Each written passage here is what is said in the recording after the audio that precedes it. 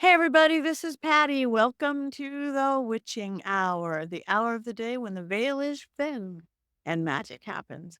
I have a wonderful guest for you. I've met him a few times, between Paracons, and this is a place where he hangs out a lot. Let me introduce you to the one and only John Kozik, the owner and curator of the Salem Witch Board Museum itself. Yeah, all those Ouija boards right here with this beautiful man. Welcome, John. Thank you so much for coming on. My pleasure. Thank you for having me. I'm excited to talk about Ouija boards with you. Let's talk about Ouija boards. Sure. Favorite thing since I was a kid. I have been using them safely and doing seances since I was 7 or 8. I talk about it all the time. I love them. I have, well, not as many as you. We could talk about that, but I have well over a dozen, well over a dozen, myself from the 1920s on. So how did this happen to you? Where did the Witch Museum come from? How did you become the man of witches and witch boards? Well, my interest really started in the late 90s, and that's when I inherited my grandmother's Ouija board. She used the Ouija alone, and she would fly on the thing. She would, yell out letters and numbers quicker than people could write down what she was saying. But her board, I inherited in the late 90s. It looks like what most people might think a Ouija board looks like. It has the couples using it in the corner. And when I went online at that time to learn more about it, I had found, dozens and if not hundreds of different manufacturers competing against Ouija. And I just became very obsessed with all the different designs and really just started being a collector, started buying every single one that I could find. And roughly 6 years into collecting is when I met my friend Robert Murch, uh, Calvin, Rick, and some other people. And we ended up forming a group called the Talking Board Historical Society. Uh, so it's a registered nonprofit. We research, preserve, and celebrate the history of Ouija and talking boards. And then about 5 years ago, I was able to open a museum on my own in Salem, right downtown. And it was the world's only Ouija board museum Right. until 5 months ago when I opened a second location in Baltimore. Oh, wow. So yeah, thank you. So that it starts with that. And I'm very fascinated with the history to it. I think it's such a unique item that can really touch on almost any subject from not just, politics to religion to, any kind of pop culture reference in between. The Ouija board is really connected to a lot of things. And I like that different history that it has. So what is the correct pronunciation? Is it Ouija?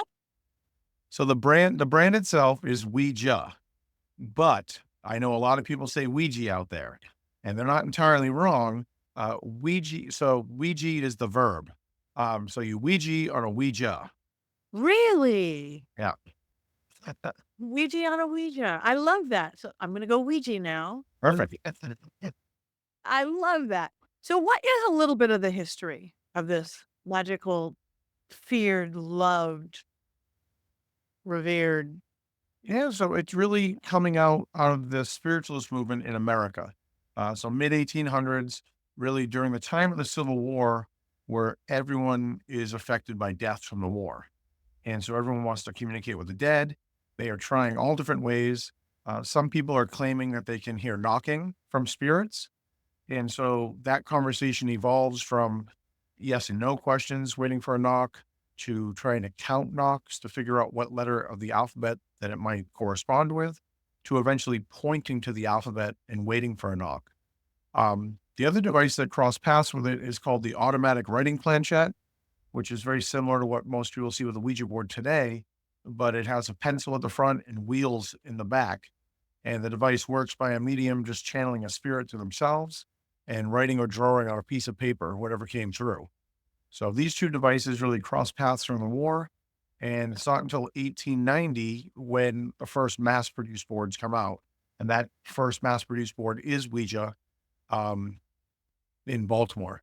And that they have a patent for in 1890, which protects it from anyone else making an alphabet board with a pointing device, which is why most people only think of that one brand, Ouija, whereas there's actually dozens of different manufacturers, but Ouija's the first one and the largest of all of them. It's amazing. So when your grandmother was playing with them, or working with them, do you use the word playing? Is that sacrilegious? I no, matter of fact, I just had this conversation tonight. I use the word playing, the Ouija. I do too.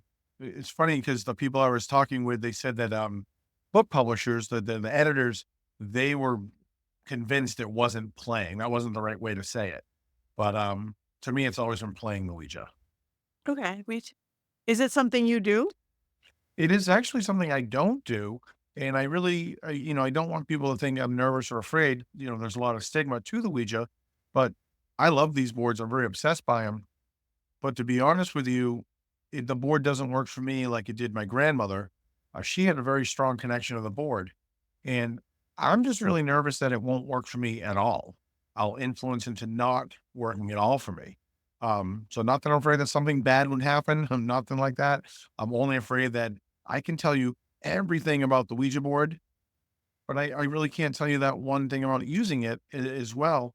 And that makes me very nervous because, like I said, I own two museums. All I do every day is talk about Ouija boards. And so it makes me nervous that I can't tell you everything. Well, that is fascinating to me. Um, well, if I'm never there, I could help you with it. I could get you through that fear of it. So I work would love that. I've been at Michigan Paracon with you, and I've on. seen you use inside the Ouijazilla planchette. Of course, you had the live thing with Tim, Yeah. and yeah, I feel our friend Karen Dahlman has used the Ouija for a very long time, and she's the person that I'm very close with. We're both in the Talking Board Historical Society together, but I've always said that if I use it, I would use it with someone like her because I know, and certainly you on that list as well. I would gladly use it with Yeah. you. Well, maybe we'll both gather next time because we could be at the same places. Karen, you, me on a board. We'll fly. You'll be I fine. love it. I love it. It's a date for sure. Because you don't need fear attached to that because they are so magical. Why the big fear? Is it did Hollywood do what is the big why did it get the reputation it's got so much of people? Because I do seances and people like, I always ask, "Are you comfortable with that?" And like, "No, I won't use it because I don't wanna bring fear into a seance." But why? I mean, my fear is that it just won't work. But I think a lot of people have fear that it will work. And they're afraid that, opening a door or something like that. But I think a lot of that fear comes from, obviously there's 500 plus horror movies that have put the Ouija board in there. And that's a lot of people's first point of reference is the movies. Maybe when they got access to the Ouija when they were younger, they didn't take it seriously.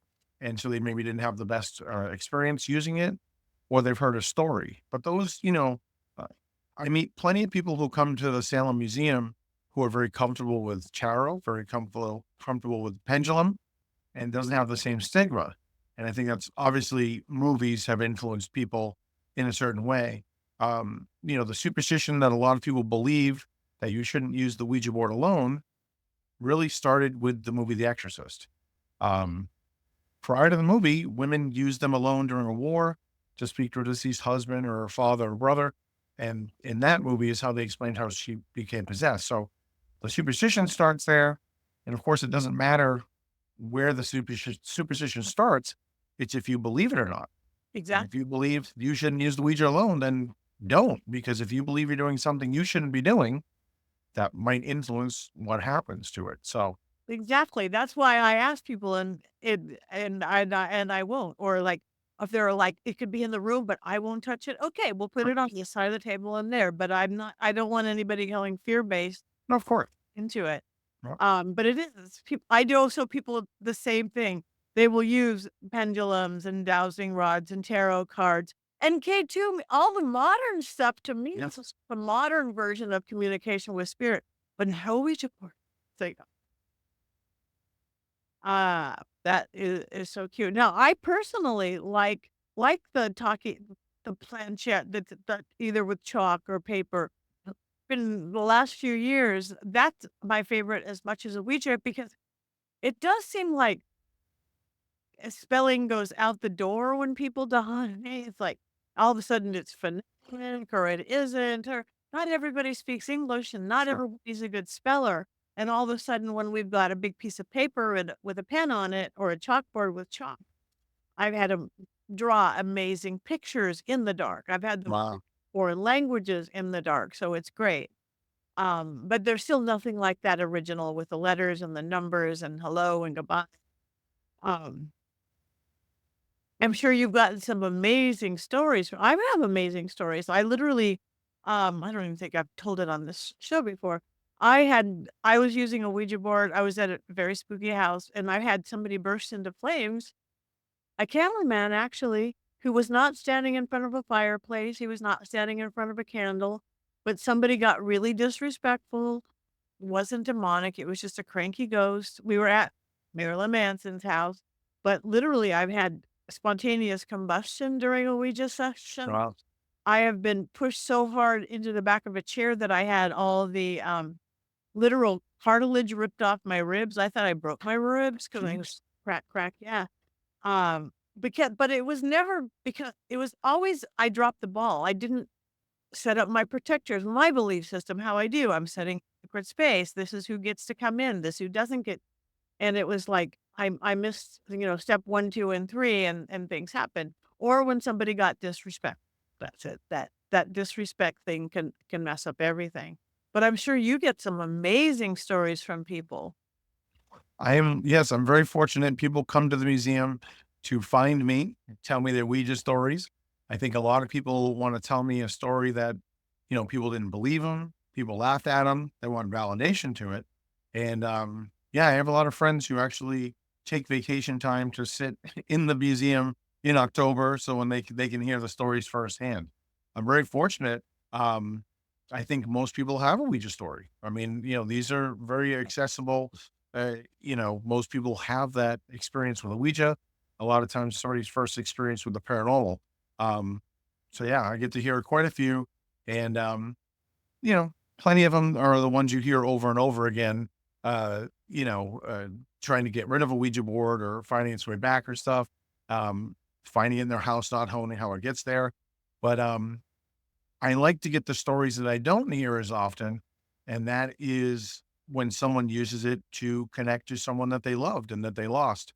And I had a woman from New Zealand come in a couple of years ago who had lost her son, and she was there for probably close to 2 hours, just telling me about the conversations she was able to have and how much comfort that brought to her. And her friends, they were nervous. They were like, "Well, how do you know you're even speaking to your son?" She asked me how I was going to answer that, and I said, "Well, your gut instinct, number one. If it's not a bad conversation, then I don't see the problem at all. It doesn't matter to me where the message comes from. The message is helping you. It doesn't matter. But certainly your gut instinct is your best instinct when using the Ouija board. I think people get very confused with what the rules might be. They've heard very contradicting things, and what might be right for you might not be right for somebody else. But your gut instinct to me is always the best instinct when using them. Yeah, I agree wholeheartedly. My sweetest experience working with a Ouija, positive like that, was this young guy, a guy had died young, cancer, leaving a young wife and a young child, like 6, 7-year-old little kid, and they didn't have. He had sat there with a. She had there with an iPhone that she knew were thousands of pictures of and videos, but she didn't know the code. She tried everything. She didn't know the iPhone code. And that really was about the same time several years ago when it made national news. There was some, I don't know, crime or something, and the FBI was trying to get Apple to give an iPhone code and they refused. And I'm like, I used a Ouija board and I got the code and they opened Wow. and they got all the pictures out. I'm like, Wow. "Hey, they should have just talked to a medium or they should have just worked with an Ouija board and got it." Right then and there, we opened it up and there's the photos and the movies and everything that had been locked in. Amazing. That's awesome. I think that's my most heartwarming one, Yeah, the good thing that it's for. sure. So, what do you think of those rules? I mean, do you think we put reality into those rules? Like, what are the rules? Wake it up, say you Well, I mean, I think some people, I wouldn't call them rules. It's personal preference, of course, but I think that some people are going to want to feel like they're protecting themselves. So, whether that's saying a prayer or lighting a candle before they start, you want to be in the best headspace to use it. And so whatever that is, setting lighting in the room, things like that, using it with someone that you feel comfortable with. I mean, of course, everyone knows playing it when they're younger. Uh, Looking back, going like, wait a minute, wasn't that my friend who was just pushing it? Could I trust them? And so I think, using it with someone that you trust isn't going to do things like that. That's important. But as far as real rules, I don't have a hard set of rules because, I meet people that will say that they need to close the board, they got to say goodbye. And if you believe it, by all means, do it.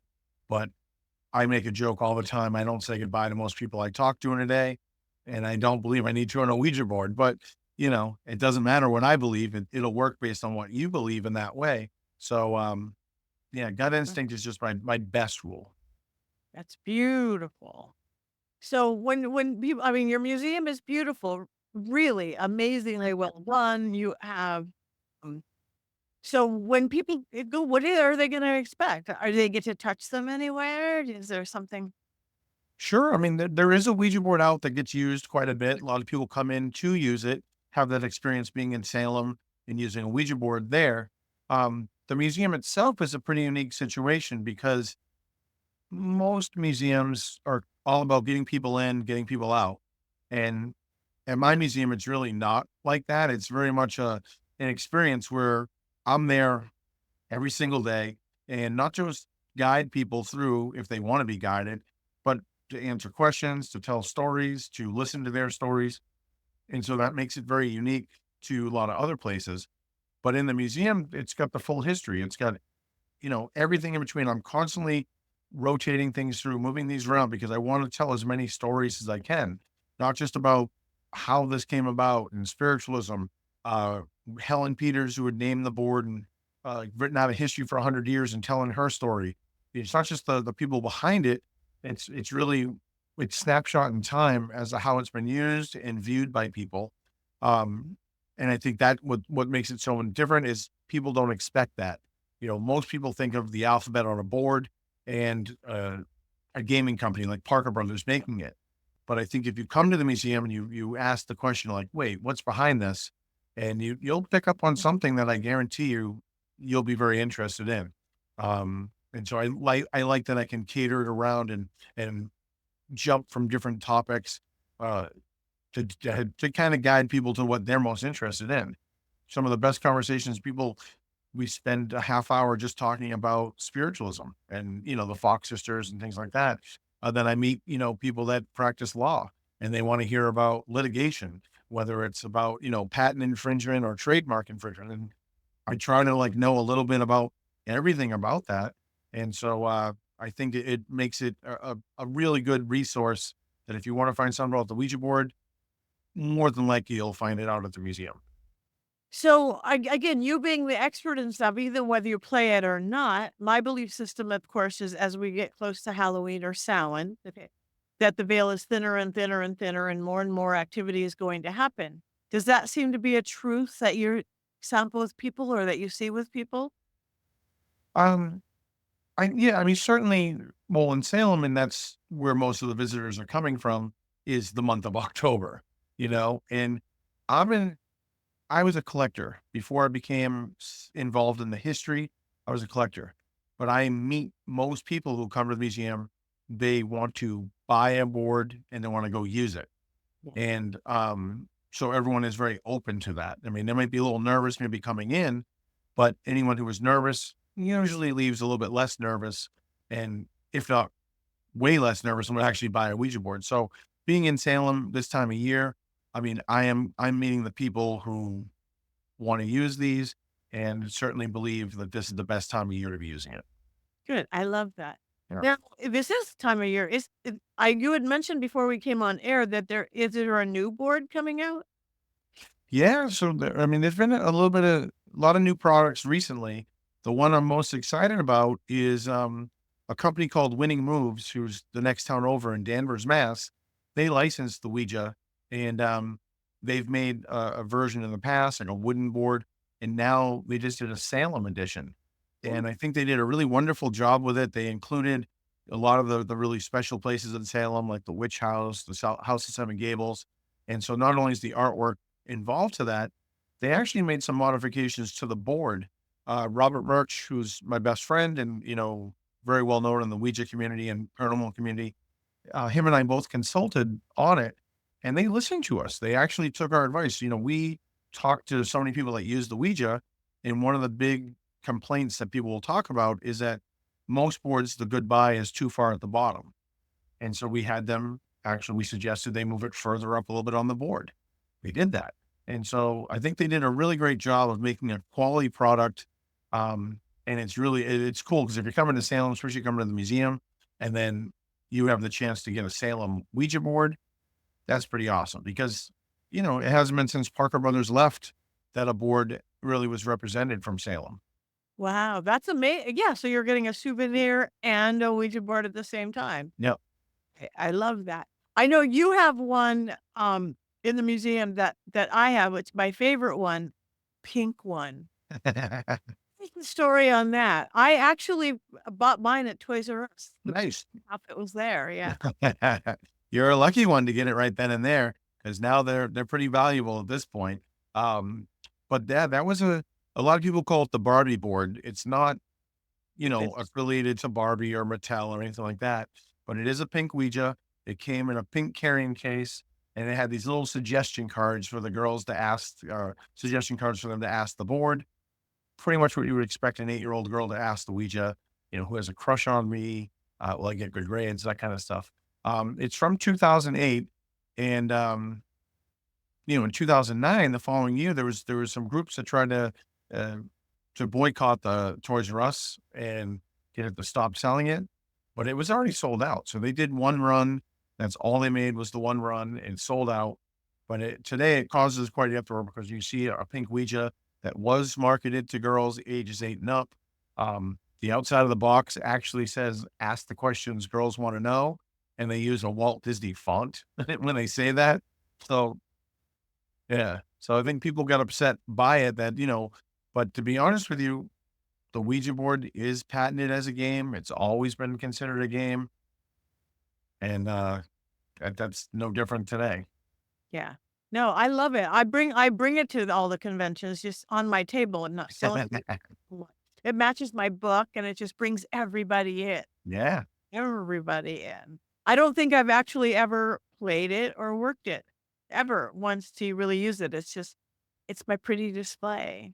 My That's pretty cool. I've got a cool carrying case there, the pink carrying case yeah, for it and stuff. have this little briefcase, a very plasticky, fabulous briefcase. Ah, Yeah, they did a whole line of pink boards, pink games. They did Monopoly was one of the other ones, which I always like to make a joke that in like Monopoly and Ouija, really, which one is more evil? Certainly Monopoly is way more evil than Ouija, but that's the one that with made. that influence on children. Uh huh.